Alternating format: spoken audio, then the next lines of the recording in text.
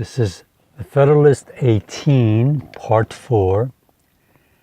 As a weak government, when not at war, is ever agitated by internal dissensions, so these never fail to bring on fresh calamities from abroad. The Phocaeans, having plowed up some consecrated ground belonging to the temple of Apollo, the Amphictyonic Council, according to the superstition of the age, imposed a fine on the sacrilegious offenders. The Phocaeans, being abetted by Athens and Sparta, refused to submit to the decree. The Thebans, with others of the cities, undertook to maintain the authority of the Amphictyons and to avenge the violated god. The latter, being the weaker party, invited the assistance of Philip of Macedon, who had secretly fostered the contest. Philip gladly seized the opportunity of executing the designs he had long planned against the liberties of Greece. By his intrigues and bribes, he won over to his interests the popular leaders of several cities. By their influence and votes, gained admission into the Amphictyonic Council, and by his arts and arms, made himself master of the Confederacy.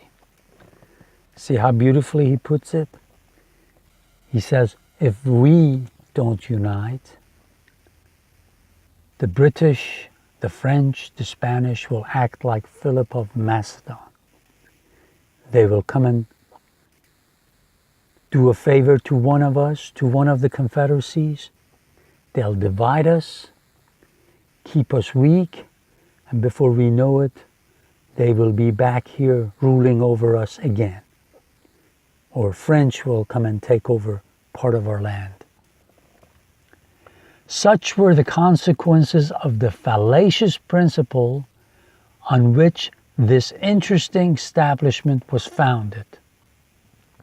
Had Greece, says a judicious observer on her fate, been united by a stricter confederation and preserved in her union, she would never have worn the chains of Macedon and might have proved a barrier to the vast projects of Rome, because he knows the Romans will be coming next.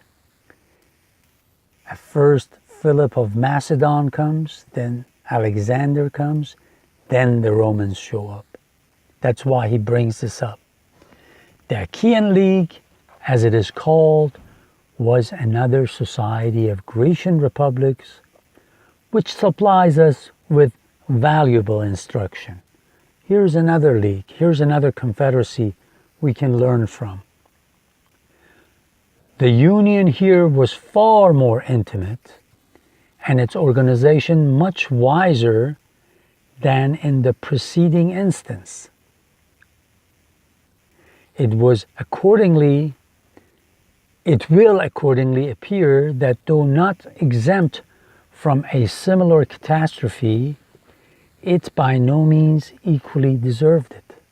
Even though Achaean League was a good one compared to the last one, again, catastrophe is waiting for them. The cities composing this league retained their municipal jurisdiction, appointed their own officers, and enjoyed a perfect equality.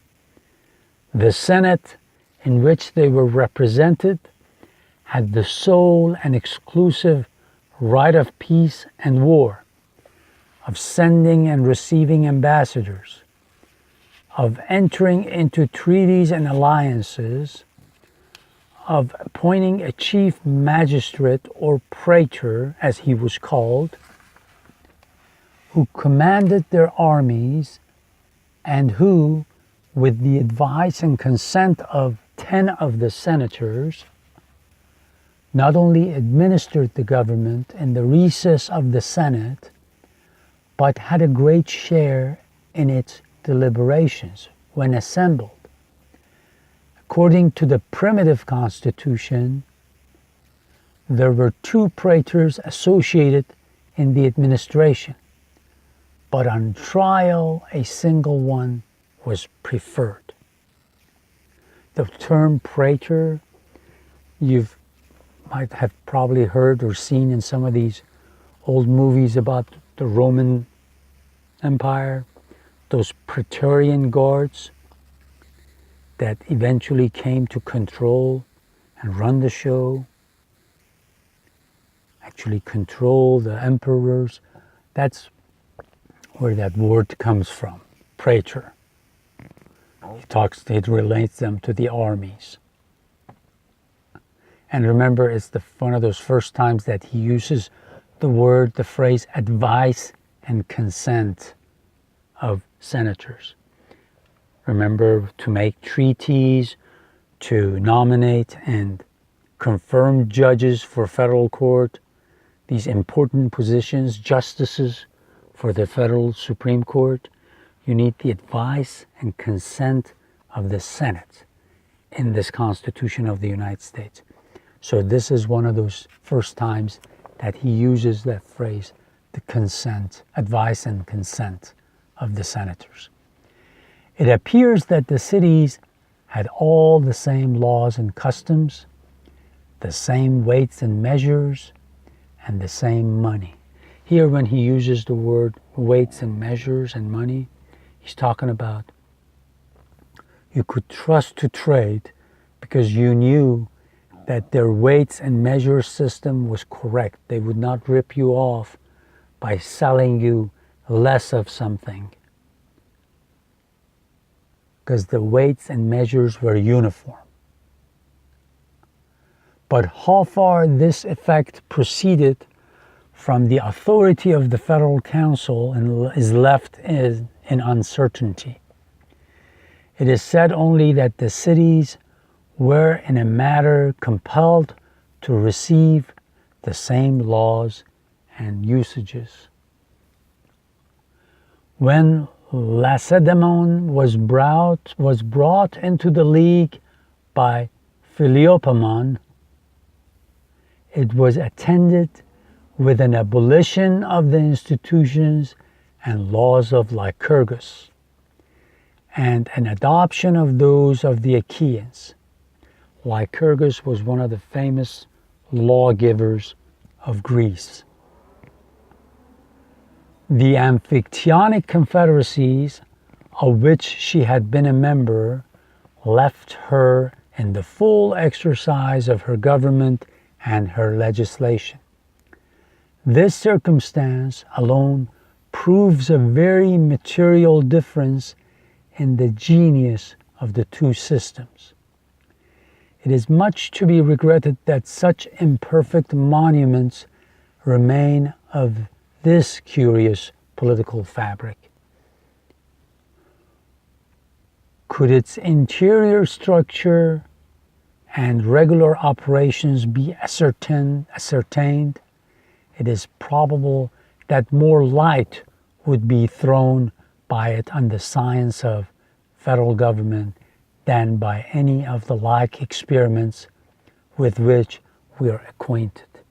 So here he is again referring that we have studied this confederacy that was one of the better confederacies, but we wish we had more information. This way we could use that information we could have used that information even more to have given you a better plan for our federal government. So he says, this is all we have done. We have deliberated. We have learned from the wisdom and knowledge of the past, and we have brought you this new federal constitution to replace the weak Articles of Confederation, which is like all these weak confederacies that we have been studying or we have been talking about. So on and on, he talks about the history of the past and how useful it is.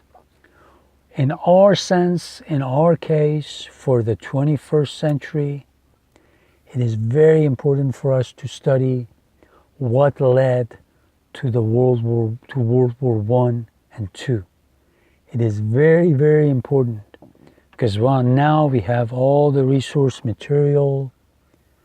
We can in detail know what happened, what caused this madness.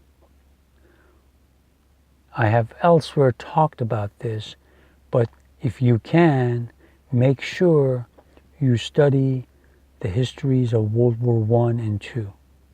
Even if you don't read many books, there are really, really good videos done by PBS, done by different resources that you can read by BBC,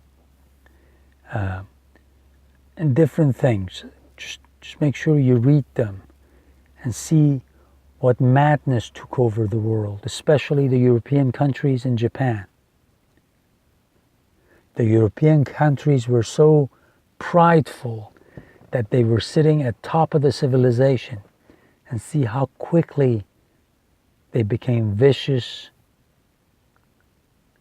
and in some places they acted like animals. So the same thing with the Japanese. The same thing with all these people who think they're the pure race, clean race, master race. It's very important for us to pay attention to those wars, what led to them, and learn a lot from them so that we won't repeat it again.